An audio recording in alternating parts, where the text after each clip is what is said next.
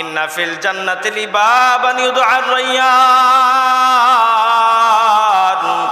রায়্যান নামে একটি দরজা তোমাদের জন্য আলাদা বরাদ্দ করে রাখা আছে।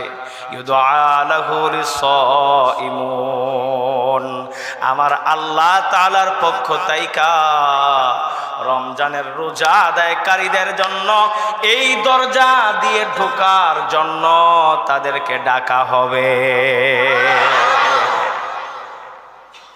আল্লাহ বলেন ওয়ামান দাখালাহু লাম ইয়াযমাউ আবাদা, এই দরজা দিয়ে যারা প্রবেশ করবে এরা কোনোদিন জান্নাতে থাকলেও, অনেকের পিপাসা লাগবে সে ফল খাবে, পিপাসা লাগবে পানি খাবে, এটা করবে সেটা করবে।